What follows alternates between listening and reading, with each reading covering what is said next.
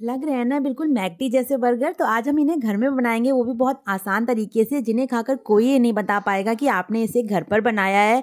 या फिर मैं यूं कहूँ कि ये मार्केट से भी कहीं ज़्यादा अच्छे बने थे, बहुत ज़्यादा टेस्टी बने थे। तो मैंने यहाँ पर ले लिए हैं 6 से 7 बॉयल आलू, जिन्हें मैंने पील ऑफ कर लिया है। साथ में मैंने लिए हैं कुछ वेजीज। तो इस समय विंटर्स हैं, काफ़ी सारी वेजीज इस समय मार्केट में हैं। मैंने थोड़ी सी मटर, गाजर और आधी शिमला मिर्च लिए, 2 हरी मिर्च, 2 लहसुन के टुकड़े और 1 इंच अदरक का टुकड़ा लिया है, जिससे इसका फ्लेवर जो है ना वो बहुत ही ज़्यादा अच्छा आएगा। तो यहाँ पर आपको इसे कट नहीं करना है। नॉर्मली इसे, अगर आपके पास एक चॉपर हो, उसमें आपको इसे चॉप कर लेना है। तो चॉप करने से होगा ये कि आपके बच्चे भी इसे बहुत ईजिली खा लेंगे और उनको पता भी नहीं चलेगा कि इसमें इतनी सारी वेजीज पड़ी हुई हैं। और वेजीज पड़ी होने की वजह से ये टिक्की जो है आपकी काफ़ी हेल्दी भी होगी। और आपने इसे घर पर बनाया है तो आप बेझिझक इसे अपने बच्चों को खिला सकते हैं। आज की ये मेरी रेसिपी हेल्दी होने के साथ साथ टेस्टी भी बहुत है, क्योंकि बर्गर तो हर किसी को पसंद होता है। तो अगर आपको मेरी रेसिपीज अच्छी लगती हैं तो प्लीज़ छोटा सा लाइक करिएगा, मेरे मोटिवेशन के लिए कमेंट करिएगा। और अगर आप मेरे चैनल पर नए हैं तो प्लीज़ मेरे चैनल को सब्सक्राइब ज़रूर करिएगा अगर आपने अभी तक नहीं किया है, और बेल आइकन को हिट कर दीजिएगा, जिससे आपको मेरी आने वाली हर नोटिफिकेशन मिलती रहे। तो यहाँ पर इस तरह से फाइनली आपको इसे चॉप कर लेना है। और अब एक पैन में मैंने 2 चम्मच के करीब वेजिटेबल ऑयल लिया है। बहुत ज़्यादा ऑयल का यूज़ इसमें आपको नहीं करना है। ऑयल के गर्म होते ही इसमें सबसे पहले आपको सारी वेजीज जो हैं हमने काट करके रखी थी वो इसमें ऐड कर देनी है, क्योंकि आलू तो हमने पहले से ही बॉयल किए हुए हैं। तो वेजीज को थोड़ी देर के लिए पका लेना है, जिससे इसका कच्चापन हल्का सा निकल जाए। बहुत ज़्यादा हमें इसे नहीं पकाना है। वेजीज ऐड करने के बाद हम इसमें डालेंगे थोड़ा सा नमक टेस्ट के अकॉर्डिंग, और इसके बाद डालेंगे थोड़ी सी काली मिर्च का पाउडर और थोड़ा सा जीरे का पाउडर इसमें ऐड करना है। इससे इसका जो टेस्ट है ना, फ्लेवर टिक्कियों का बहुत ही ज़्यादा अच्छा आएगा। थोड़ी देर सौटे करने के बाद मैंने इसमें चिली फ्लेक्स ऐड किए हैं। अगर आपके घर में तीखा खाया जाता है बहुत तो ऐड करिए, अदरवाइज़ आप इसे स्किप कर सकते हैं। इससे जो टिक्कियाँ देखने में है ना बहुत अच्छी लगती हैं, कलरफुल, अगर आप इस तरह की चीज़ें डालते हैं। इसके बाद मैंने इसमें मैश्ड जो पोटैटो थे वो मैंने इसमें ऐड कर दिए हैं। अब आपको इन सब्जियों के साथ उसे अच्छे से मिक्स कर लेना है। और आप देख पा रहे होंगे जो हमारी टिक्कियाँ हैं वो कितनी ज़्यादा अच्छी लग रही हैं। तो जब तक वो हमारा हो रहा है उधर धीमी धीमी आंच पर, तब तक मैं यहाँ पर ये जो रस्क होते हैं ना, इसे ग्राइंड कर लेना है हमें, क्योंकि अभी हमें आलूओं की टिक्कियों को कोट करना है। और साथ में मैंने ये पोहा ले लिया है, इसे भी ग्राइंड करना है। वैसे ग्राइंड तो मुझे दोनों को एक साथ करना था, बट मैं भूल गई थी तो मैंने अलग अलग किया है। आप दोनों को एक साथ भी ग्राइंड कर सकते हैं। हमें इसका बहुत ज़्यादा फाइन पाउडर नहीं बनाना है, इसे थोड़ा सा दरदरा ही रखिएगा। तो यहाँ पर 1 चम्मच पाउडर जो है मैं आलू की टिक्की में भी डाल रही हूँ, जिससे इसमें एक अच्छी सी बाइंडिंग आएगी। और आपकी टिक्कियाँ जब आप इसे कोट करेंगे ना तो वो फैलेंगी नहीं, फटेंगी नहीं। बस 1 चम्मच ही आपको इसमें ऐड करना है, या फिर आपके मिक्सचर के अकॉर्डिंग आप इसमें ऐड करिएगा। अगर आपका मिक्सचर ज़्यादा है तो 1-2 चम्मच ऐड कर सकते हैं।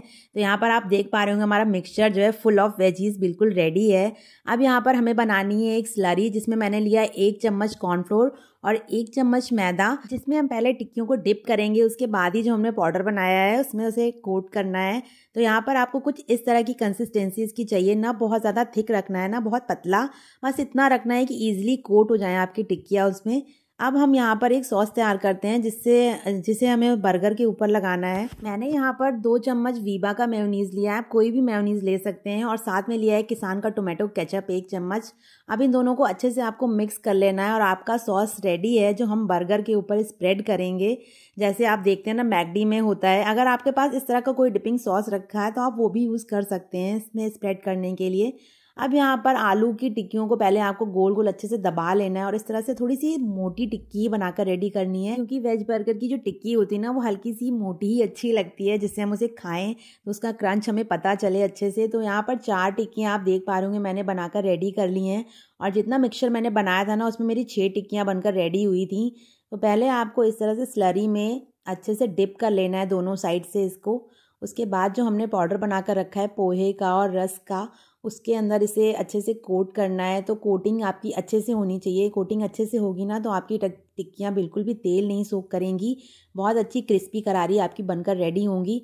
तो इस तरह से देखिए आपको टिक्कियों को बहुत अच्छी तरह से कोट कर लेना है।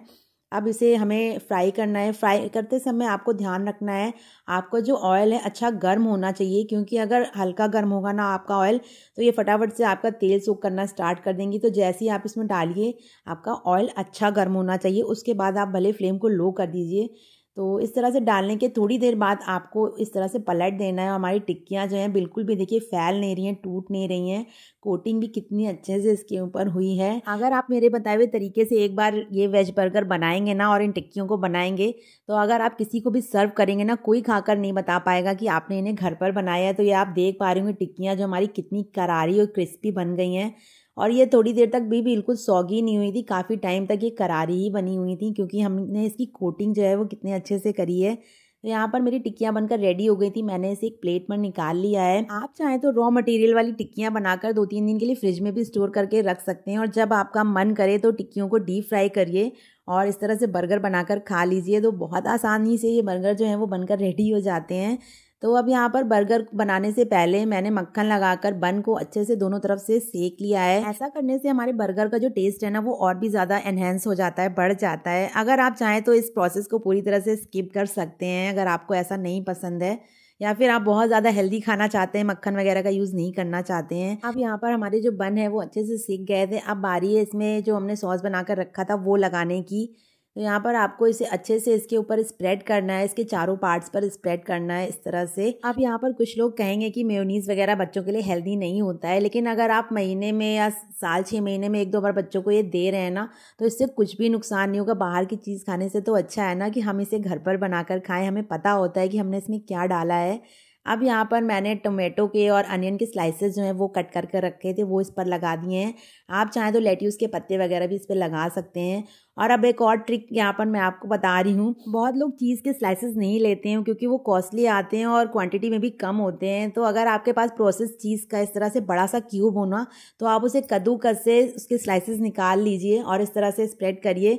बहुत ही कम रेट में आपके बहुत सारे स्लाइसेस बनकर तैयार हो जाएंगे। तो मैं भी अक्सर ऐसे ही करती हूँ। तो सारी चीज़ें करने के बाद मेरा जो बर्गर है ना वो बनकर रेडी है। अब यहाँ पर मैं इसे सर्व कर रही हूँ।